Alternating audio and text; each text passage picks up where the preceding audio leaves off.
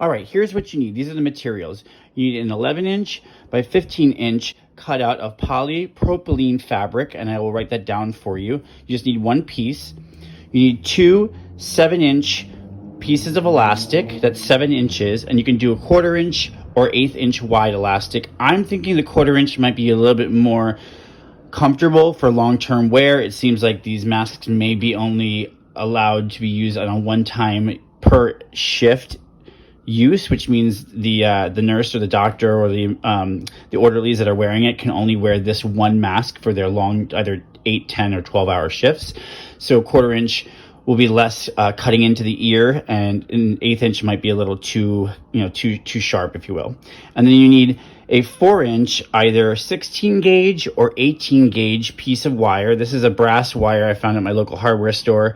I'm sure probably fluoro wire will work, as well as some other options too. Just, kind of take a look and feel it and make sure it's stiff enough. It needs to be pliable so you can bend it, but you also need to make sure that it's stiff enough that it will go over the bridge of the nose and mold to that nose and each individual face shape, so that way nothing else can get in. What you're going to make out of this this piece of wire, which I just bent, is something that looks like that.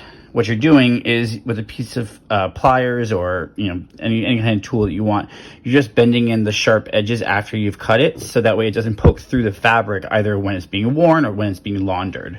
And then this will obviously turn this way if the mask is going this way, and this will go over the nose, and they can bend it however they want over the bridge of their nose. Next step is to serge it on all 4 sides of this. Okay, so now you should have between a 14 to a 14.5 long by a 10 or a 10.5 inch wide piece that's now fully serged around all 4 sides.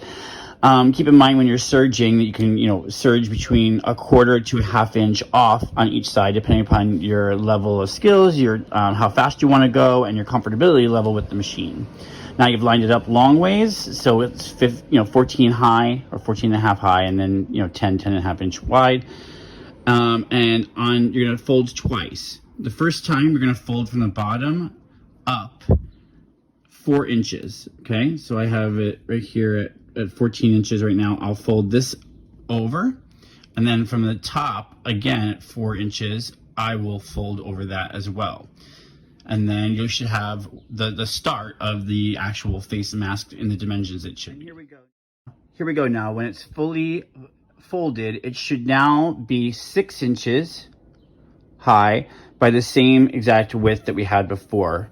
And now what you're going to go do is you're going to put this through the serger and this through the serger, and you're going to go all the way up and down on both sides and seam those together.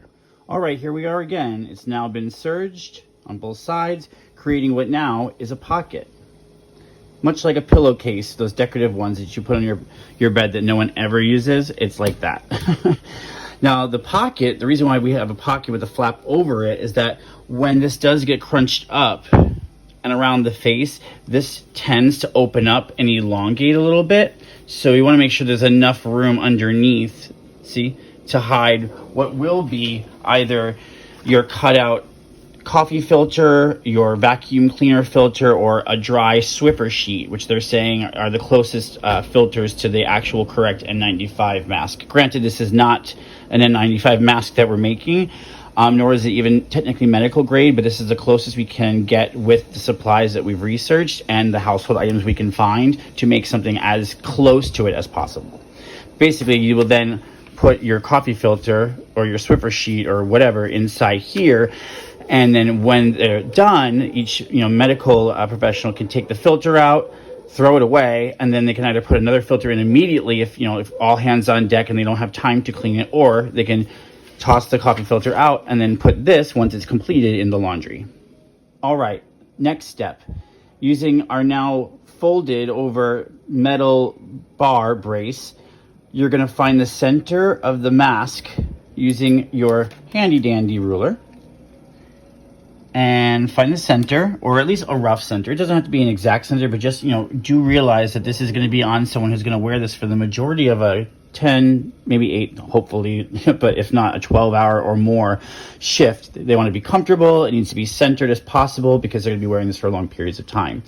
So find the center, and then what you're going to do is you're going to sneak this lovely bar in right inside. I can only do this with one hand. Like so, all the way to the end at the top right here. You can kind of see it, actually not really, poking out. And you are going to find the center, hold your finger around it, and you're going to stitch a pocket so it can't escape. It's going to be like 3 stitches, 2 short and then a long, to keep that metal brace inside. All right, and then I'll be back.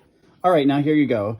Now we've sewn a little pocket in for that metal bar. It's not pretty, so don't look at it as some good craftsmanship right here. It can, be whatever color thread you want. It could be any color fabric that you want, as long as it's the right fabric. Try and get something either in the medical blue or something like dark like this, or in the blue tones, or something white, because immediately it's going to get washed and bleached out and fade almost instantly. When sewing this pocket, be careful of 2 things. One is the wire that's inside. You want to go as close to the wire as possible to keep it nice and snug, but make sure that your sewing needle on your machine doesn't overlap it and actually go on top of the needle, because then the wire inside will break the needle. Your needle will go everywhere. It could hit you in the face. It could be bad. My suggestion is to use a zipper footer. So if you don't know what that is, or you don't have one, go out to your local notions store, sewing store, and get it. It's best because you can go as close to it as possible. I used a regular footer for this just to do this video really quickly, and obviously look how botched it is, but it doesn't matter. It's just, as long as it's effective. And now on to the sides, which we are going to fold over about 3/4 of an inch on this side and on this side to seal it up, and you're going to stitch down the line. But before you do, you're going to line up your 2 pieces of elastic on the inside, like so, and like so. Granted, I only have one hand to use this. And then you'll fold it and stitch, and fold it and stitch. All right, more to come. All right, now here's the almost finished product. I've used white stitching for all of this stuff so you can see my actual stitch line, so it's easier to follow. But I folded over the flap, sewn a straight stitch through and a straight stitch through. Be careful to not actually sew onto the elastic. This is a much better example, to not sew on it, because you want to have this channel be able to gather. And if you sew onto the elastic, then it won't have the opportunity for this to gather nice and tightly. Now, the only final step before inserting the actual filter is you're going to take this end and this end, like so. And you're going to sew, you're going to back stitch it, or do whatever you need to do to, you can serge it, but you're going to sew that one together, and you're going to sew this side together, and then those go around the ears, and voila, you have your mask. So let's do the finishing touches. Okay, so now these ends are sewn together, and naturally the mask just wants to actually fold in on itself, simply because I pulled this a little tighter, and this whole mask is 6 inches high, and the elastic itself is only 7 inches wide, so it cannot lay flat naturally anymore. But these are just going to be pulled taut, and these will gather, and that will go around the ear, and that will go around that ear. And here we are, your DIY at home, non-medical grade, non-surgical grade, not N95, but as close to it as possible, mask.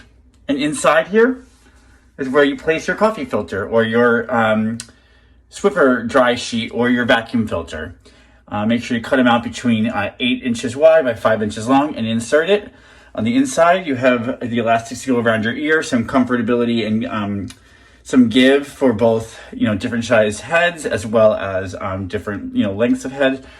And then also you have your metal bar, which we inserted, that I reshaped once it was on. And now I'm able to, either go out in the public or help those in need. So there you go.